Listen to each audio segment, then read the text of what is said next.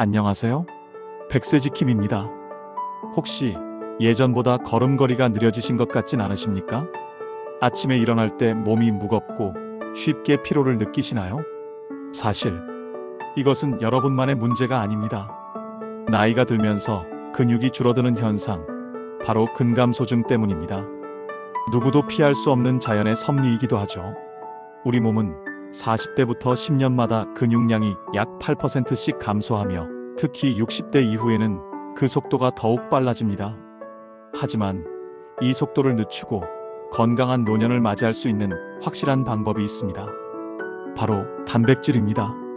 오늘은 전문가들이 노년층에게 가장 중요하다고 강조하는 필수 단백질 3가지를 엄선하여 각 식품이 우리 근육에 어떻게 작용하는지, 그리고 어떻게 섭취해야 가장 효과적인지 구체적으로 알려드리겠습니다. 60대 당신을 위한 필수 단백질 3가지, 근육을 지키는 비결. 오늘 영상이 여러분의 건강한 식단을 위한 확실한 길잡이가 되어드릴 것입니다. 그럼 지금 바로 시작하겠습니다. 그렇다면 단백질이 왜 이렇게 중요한 걸까요? 우리 몸은 나이가 들수록 근육을 만드는 능력, 즉 단백질 합성 능력이 젊을 때보다 크게 떨어집니다. 쉽게 말씀드리면 같은 양의 단백질을 먹어도 젊은 사람만큼 효율적으로 근육을 만들지 못한다는 뜻입니다. 실제로 보건복지부의 2020년 한국인 영양소 섭취 기준에 따르면 성인 남녀의 하루 단백질 권장량은 몸무게 1kg당 약 1g으로 젊은 성인보다 높게 제시되고 있습니다. 예를 들어 몸무게가 60kg이신 분이라면 하루에 최소 60g 이상의 단백질을 반드시 섭취하셔야 한다는 의미입니다. 닭가슴살로 치면 약 300g, 계란으로는 약 9개 정도에 해당하는 양입니다. 따라서 60대 이후에는 단순히 잘 먹는 것을 넘어서 무엇을, 언제, 어떻게 먹느냐가 여러분의 건강을 좌우하는 가장 중요한 핵심이 됩니다. 그럼 지금부터 근육 합성에 가장 효과적인 필수 단백질 3가지를 하나씩 자세히 알려드리겠습니다. 흡수가 빠르고 완벽한 동물성 단백질. 자, 첫 번째로 소개해드릴 단백질은 바로 동물성 단백질입니다. 닭가슴살, 소고기, 살코기, 그리고 흰살 생선, 대구나 명태 같은 생선들이 여기에 해당됩니다. 그런데 동물성 단백질이 왜 이렇게 중요할까요? 동물성 단백질에는 근육 합성에 가장 중요한 아미노산인 류신이 식물성 단백질보다 훨씬 더 많이 들어 있습니다. 이 류신은 우리 근육 생성 공장에 지금 바로 문을 열고 건축을 시작하라 고 명령하는 강력한 스위치와 같습니다. 쉽게 말씀드리면 류신이 많을수록 근육이 더 빠르고 효율적으로 만들어진다는 뜻입니다. 그런데 나이가 들수록 육류를 소화하기 부담스러워 하시는 분들이 많으십니다. 저도 잘 알고 있습니다. 질긴 고기를 씹으면 턱도 아프고 소화도 안 되는 것 같고, 그럴 때는 질긴 살코기보다는 부드러운 흰살 생선을 선택하시거나 닭가슴살을 잘게 다져서 죽이나 스프에 넣어 드시는 것을 강력하게 추천드립니다.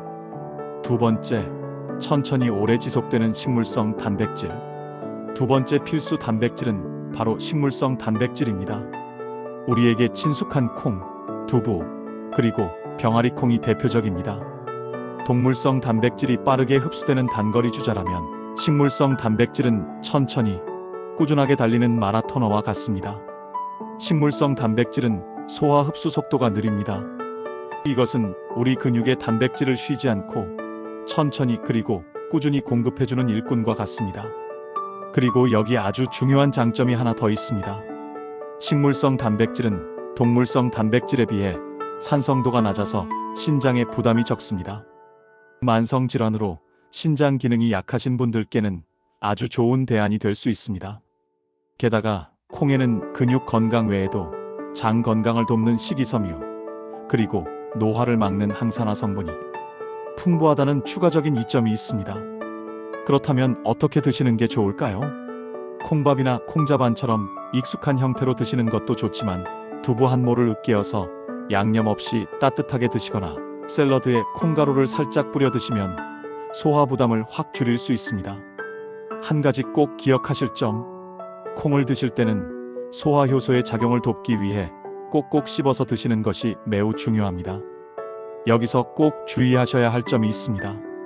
소시지, 베이컨, 햄 같은 가공육은 단백질 함량이 생각보다 낮고 나트륨과 포화지방이 매우 높아서 근육 건강에 오히려 방해가 됩니다.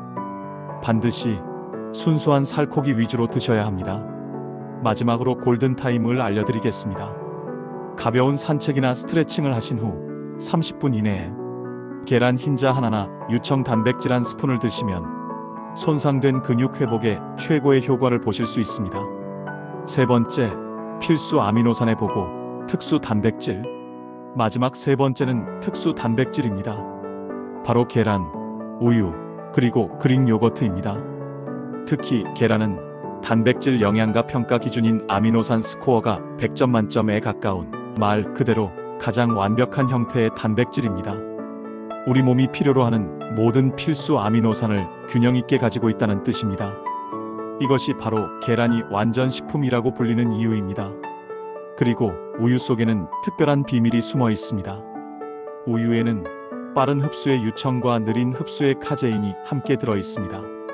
특히 카제인은 밤새 잠든 동안 근육이 분해되는 것을 막고 회복을 돕는 수면 중 근육 지킴이 역할을 합니다.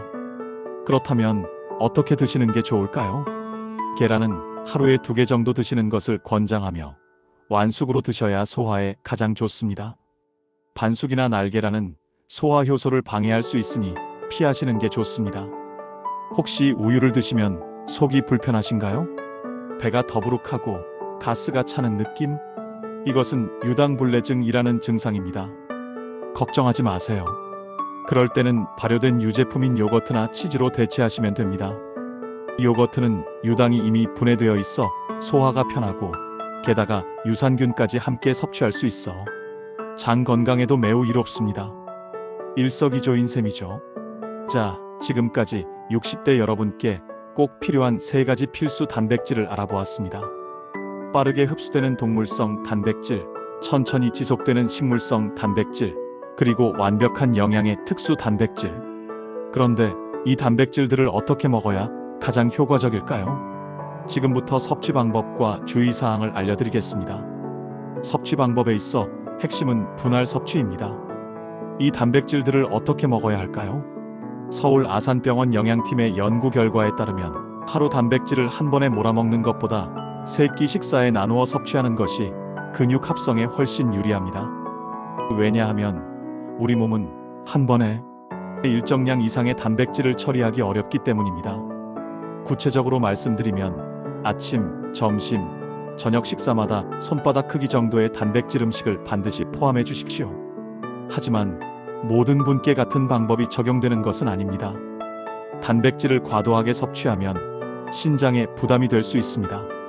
특히 신장 질환이나 신부전을 앓고 계시거나 특정 만성 질환이 있으신 분들은 반드시 전문의 또는 영양사와 상담을 통해 섭취량을 조절하셔야 합니다. 이 정보는 일반적인 건강 상식이며 개인의 질환 여부에 따라 섭취량과 방법이 달라질 수 있습니다. 반드시 전문의와 상담하십시오. 단백질 섭취만큼 중요한 것이 바로 운동입니다.